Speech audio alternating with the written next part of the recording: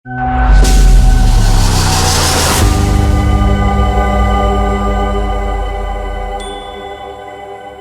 आप देख रहे हैं लोकमत राजस्थान। मैं हूं निशा शर्मा आपके साथ। बिहार की राजनीति के दिग्गज नेता जनता दल यूनाइटेड के राष्ट्रीय प्रवक्ता राजीव रंजन प्रसाद शनिवार को अपने 2 दिवसीय प्रवास पर जयपुर पहुंचे। राजीव रंजन ग्लोबल कार्यस्थ कॉन्फ्रेंस यानी जीकेसी के आगामी कार्यक्रमों की रूपरेखा और उससे संबंधित प्रेस वार्ता के सिलसिले में जयपुर आए। इस मौके पर लोकमत राजस्थान के deputy editor in chief Raghav Sharma ने उनसे खास बातचीत की। बातचीत के दौरान राजीव रंजन ने आगामी बिहार चुनाव के खास मुद्दों पर भी चर्चा की। राजीव रंजन ने बातचीत करते हुए बताया कि एसआईआर को मुख्य रूप से चुनावी दंगल के रूप में कुछ पार्टियां प्रमुख मुद्दा बनाकर बैठी हैं, जो कि आधारहीन है। इसके साथ ही पीके फैक्टर बिहार चुनाव में ज्यादा प्रभावी नहीं रहेगा। आइए देखते हैं राजीव रंजन प्रसाद से ये खास बातचीत। राजनीति की बात हो और उसमें बिहार की राजनीति की चर्चा ना हो, ऐसा नहीं हो सकता है। आज हमारे साथ मौजूद हैं बिहार की राजनीति के कद्दावर नेता राजीव रंजन जी। उनसे हम बिहार की राजनीति को समझने की कोशिश करेंगे, लेकिन उससे पहले यहाँ पे 2 दिन के प्रवास के लिए वो यहाँ आए हुए, जिस प्रमुख मुद्दे को लेके जीकेसी, उसके बारे में बातचीत करने की कोशिश करते हैं। सर, बहुत बहुत स्वागत है आपका राजस्थान की धरा पे। जानना चाहेंगे जीकेसी जो स्थापना आपने की, किस प्रमुख उद्देश्य को लेके की? देखिए, ग्लोबल कायस्थ कॉन्फ्रेंस पूरी दुनिया के कायस्थों का एक अम्ब्रेला ऑर्गेनाइजेशन है। एक छतरी संगठन के तौर पर विश्व के अनेक देशों में काम कर रहे कई संगठनों के पदाधिकारियों के साथ मिलकर इस संगठन का गठन हुआ। 2021 में इसकी स्थापना हुई और स्थापना 1 फरवरी को होने के 1 वर्ष पूरे भी नहीं हुए थे कि पहला ग्लोबल कायस्थ कॉन्फ्रेंस का जो ग्लोबल इवेंट है वो तालकटोरा स्टेडियम में 19 दिसंबर को वर्ल्ड कायस्थ कॉन्फ्रेंस के तौर पर संपन्न हुआ और दिल्ली के तत्कालीन मुख्यमंत्री अरविंद केजरीवाल उस कार्यक्रम में बतौर मुख्य अतिथि थे और अनेक राजनीतिक दलों के नेता, लोकप्रिय अभिनेता शत्रुघ्न सिन्हा जी, साथ साथ शेखर सुमन और संजय निरुपम जैसे अनेक लोग साथ साथ और भी शामिल हुए और अमेरिका, कनाडा, यूएई, नेपाल, दुनिया के अनेक मुल्कों के प्रतिनिधि भी हैं। पूरे देश में कायस्थ विभूतियों के लिए व्याख्यानमाला का आयोजन निरंतरता के साथ लगभग 50 स्थानों पर हुए। शंखनाद यात्राएं 200 जिलों में देश में आयोजित की गई। इस पूरे संगठन की जो एपेक्स बॉडी है वो इसकी कोर ग्रुप है और इसके 20 सदस्य हैं। उनकी बैठक डॉक्टर आदित्यनाथ जी हमारे संगठन के सीनियर नेशनल वाइस प्रेसिडेंट हैं, इनकी मेज़बानी में जयपुर में संपन्न हो रही है। कल पूरे देश और दुनिया के प्रतिनिधि इसमें शामिल हो रहे हैं। हम अगले वर्ष एक महासमागम पटना में कर रहे हैं और इस बीच एक बहुत ही मशहूर कार्यक्रम हम लोगों का होता है। महादेवी वर्मा के स्मृति में एक अवार्ड समारोह होता है और उसमें जो एक विश्व स्तरीय अवार्ड की जो गरिमा है उसका सम्मान की दृष्टि से चयन समिति तमाम चीज़ों पर, तो उस पर भी बातचीत होनी है। इसलिए कि 11 सितंबर को उनकी पुण्यतिथि है। अन्य जो कार्यक्रम है उन पर भी विस्तार से चर्चा होगी। लेकिन इस बीच बिहार सरकार ने मुझे अपर कास्ट कमीशन, जो देश भर में एकमात्र बिहारी एक राज्य है जहां अपर कास्ट कमीशन बना, और अपर कास्ट कमीशन के बनने के साथ ही, चूँकि कहने के लिए अपर कास्ट हैं लेकिन मुश्किलों का सामना जो ऊंची जातियों के लोग हैं वो कर रहे हैं। उनके अंदर भी बेइंतहा गरीबी है, मुफलिसी का सामना कर रहे हैं, बेरोज़गारी है। तो अब मैंने बिहार के 5 कमिश्नरीज़ में, जहां डिविजनल कमिश्नर्स, डिस्ट्रिक्ट मैजिस्ट्रेट्स और जो भी उनके कमिश्नरी के ज़िले होते हैं, उनके जो इम्पोर्टेंट जो भी ऑफिसर्स होते हैं, वो सब उसमें शामिल होते हैं। उनसे मीटिंग की, राज्य सरकार को अपनी अनुशंसाएँ भी सौंपी है। तो चूँकि कायस्थ एक तथाकथित तौर पर अपर कास्ट भी है, लेकिन जिसने देश की आज़ादी में,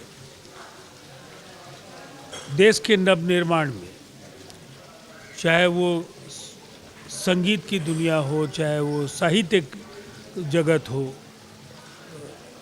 हम कहेंगे हर एक विधा में कायस्थ हस्ताक्षरों ने अपनी पहचान बनाई, लेकिन आज वो हाशिए पर है। तो इस कमीशन के जरिए उनकी समस्याओं को भी समझ करके जो आज वैश्विक चुनौतियां हैं उनको कैसे मौसर में बदल सके और हमारे बेरोज़गार जो नौजवान हैं उनके लिए बेहतरी के कैसे अवसर बन सकते हैं, उस पर भी राज्य सरकार ने दायित्व दिया है। और वो ग्लोबल कायस्थ कॉन्फ्रेंस के कार्यक्रमों को उसके साथ हम लोग जोड़ रहे हैं, जिससे कि वैसे ये केवल बिहार में है, अन्य राज्यों में भी हम लोग राज्य सरकारों से आग्रह करेंगे कि ऐसे कमीशंस बने जहां कायस्थों के साथ साथ जो भी सामान्य जातियों के जो गरीब, जो पिछड़े लोग हैं, उनकी मदद हो सके। तो इस दिशा में कल की बैठक बेहद अहम है और महत्वपूर्ण भी। तौर पे मतलब देखा जा रहा है कि जो मुख्य धारा से जोड़ने का काम है उच्च जातियों को, वो आप इसके द्वारा करने जा रहे हैं। सर, इसमें एक चीज़ और प्रश्न ये उठता है कि किस तरह से आप देखते हैं कि मुख्य धारा से कटे हुए जो उच्च जाति के लोग हैं और क्या क्या मेन जो फीचर्स आपने देखे हैं, किस तरह के आपने सोचे हैं कि जिनके थ्रू कनेक्ट करना ज़रूरी है? देखिए, अब 2-3 चीज़ें बेहद आवश्यक हैं। जैसे हम बिहार को अगर एक मॉडल के तौर पर सामने रखें तो जो भी आरक्षित श्रेणी के सामाजिक समूह हैं उन्हें राज्य सरकार कॉम्पिटिटिव एग्जाम्स के लिए कोचिंग के जरिए उनको तैयार करती है, निःशुल्क कोचिंग। उनके लिए रेजिडेंशियल स्कूल्स बनाए जाते हैं, उनको स्कॉलरशिप्स दिए जाते हैं। साथ ही साथ उनकी उम्र सीमा, जो देश के यशस्वी प्रधानमंत्री नरेंद्र मोदी जी ने EWS का तोहफा देश को दिया, तो उसमें ज़्यादातर राज्यों में सामान्य श्रेणी के जो EWS के जो बच्चे हैं उनको उस बढ़ी हुई उम्र सीमा का लाभ नहीं मिलता है। तो हम लोगों ने अपनी अनुशंसाओं में इन सभी बिंदुओं को शामिल किया है। और साथ ही साथ जो अलग अलग जगहों पर अब हमारे यहाँ चूँकि एक रोड मैप है एम्प्लॉयमेंट को लेकर के, 2025 से 30 के बीच में 1 करोड़ नौकरियाँ और रोजगार, तो EWS का 10% होता है, तो ये लगभग 10 लाख अवसर होंगे। इनके लिए कैसे कौशल विकास के कार्यक्रम आयोजित किए जाए, उन्हें कैसे उसके लिए तैयार किया जाए, जो प्रतिस्पर्धी परीक्षाओं की तैयारी के लिए उन्हें क्या प्रोत्साहन दिया जा सकता है, इन सब सवालों पर हम आम लोगों की राय एक बतौर एक संगठन जो GKC इसमें कर सकता है, एक प्रतिनिधि संस्था के तौर पर, लोगों का क्या उनके मन में जो कुछ भी सवाल खड़े होते हैं उनको कैसे हम इन कार्यक्रमों के साथ जोड़कर इसका लाभ उन तक पहुंचा सकें। तो ये मंथन की एक प्रक्रिया है और इसका लाभ आने वाले समय में दिखेगा। निश्चित तौर पर बड़ी अच्छी बात जो है सर ने यहाँ पे की कि स्किल डेवलपमेंट जो है वो होना बहुत ज़रूरी है और जिस तरह से चिन्हित करके इन सब विषयों के ऊपर चर्चा करके और आगे जो इम्प्लीमेंट करेंगे, ये एक बहुत ज़रूरी चीज़ है और GKC जो है इस कार्य को करेगा। अच्छा सर, अब बात करते हैं बिहार की राजनीति से आप तारुफ रखते हैं। जानना चाहेंगे, इस समय SIR का मुद्दा जो है बड़ा हावी है, क्या लगता है कि जो पॉलिटिकल पार्टीज़ है आने वाला चुनाव है इसके अंदर इसी मुद्दे को, इसी दंगल पे लड़ना चाह रही है? देखिए, सवाल है, अगर आपको देश की न्यायपालिका पर यकीन हो तो SIR को इलेक्शन कमीशन ऑफ इंडिया के क्षेत्राधिकार का हिस्सा ऑनरेबल सुप्रीम कोर्ट ने माना, तो आप इस पूरी प्रक्रिया के वैधता पर सवाल खड़े नहीं कर सकते हैं। उन्होंने वोटर फ्रेंडली एक्सरसाइज कहा, तो फिर बड़े गड़बड़ी की आशंकाएं जो आप जाहिर करते रहे हैं उस पर भी आपकी उम्मीदों पर पानी फेरने का काम honourable supreme court of India ने किया।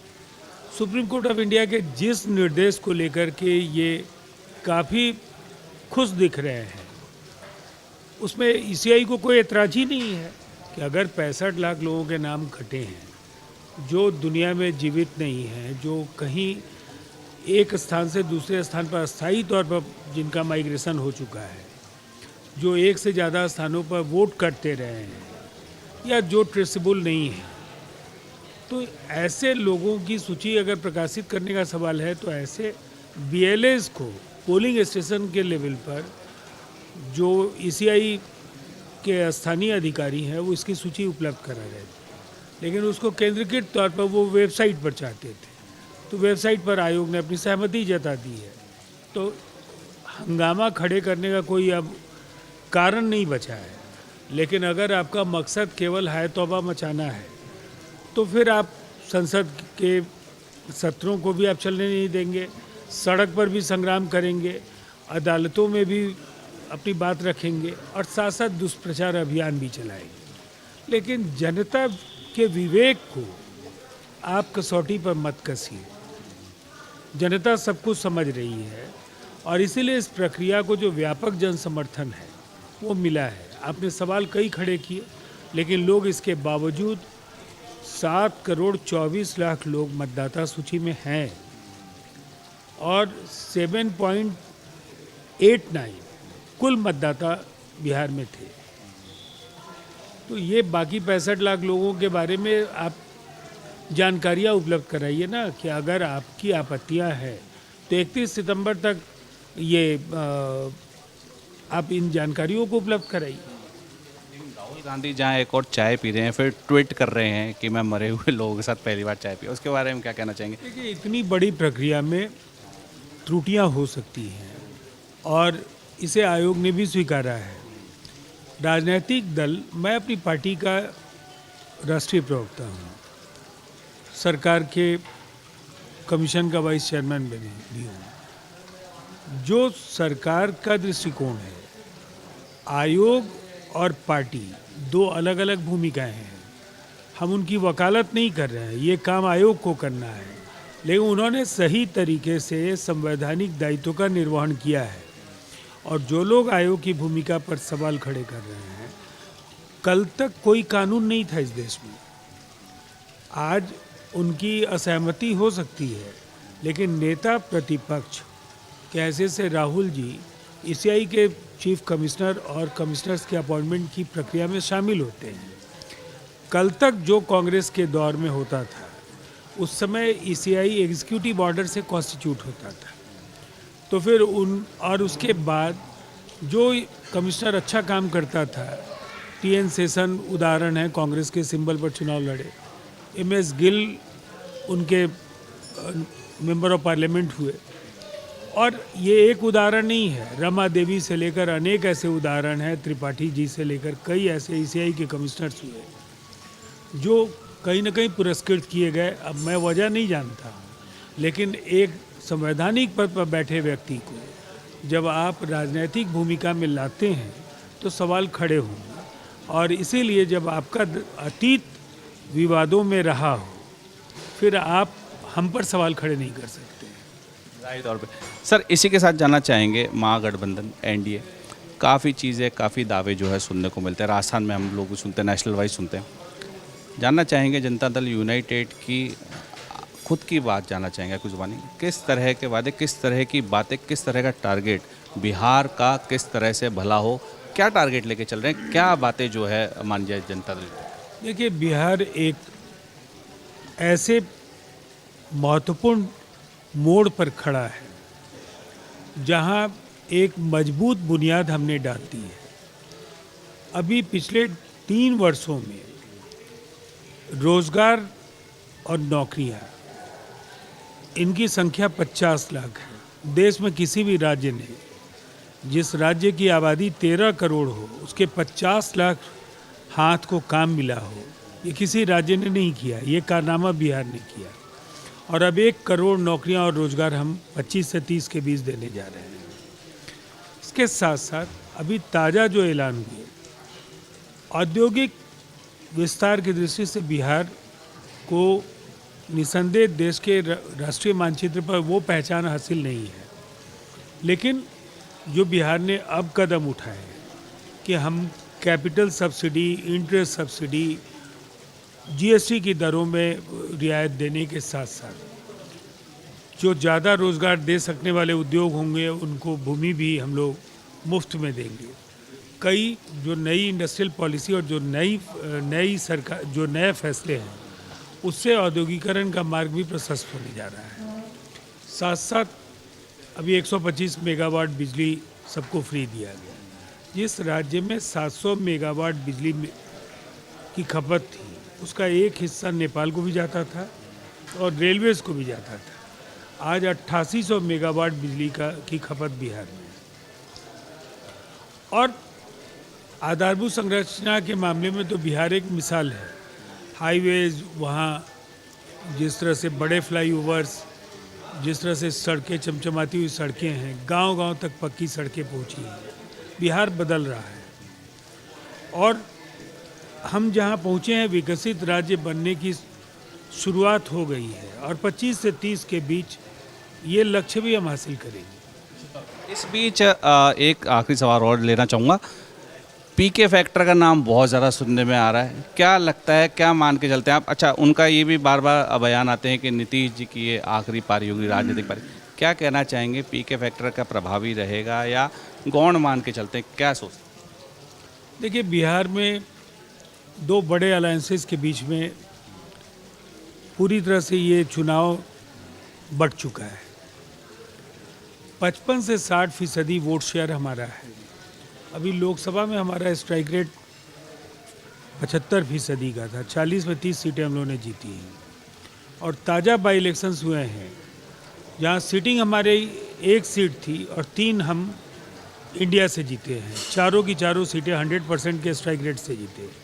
225 सीटें आउट ऑफ 243 जीतने का लक्ष्य है हमारा और जीतेंगे। यहाँ दूसरे नंबर की अलायंस के पास 30 से 35% का वोट शेयर है। अब कहाँ है प्रशांत किशोर जी, ये उनको तय करना है। अभी मुझे कोई गुंजाइश नहीं दिखती है। जिस तरह के मतलब बातें करते हैं, जिस तरह नीतीश कुमार जी के लिए वक्तव्य दे रहे हैं, बातें कर रहे हैं, उसके बारे में क्या कहते हैं? तो उनकी बातों का यकीन तो जनता नहीं करने जा रही है। जनता बदलते बिहार को देख रही है।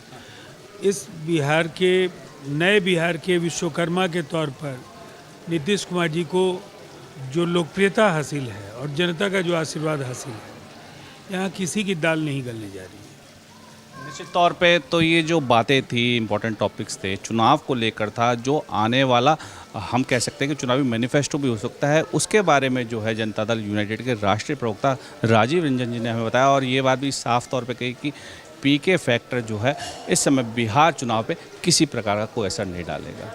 इस समय कैमरामैन विक्रम के साथ राघव शर्मा, लोकमत राजस्थान, जयपुर। ऐसी और ताज़ा खबरों के लिए आप देखते रहिए लोकमत राजस्थान।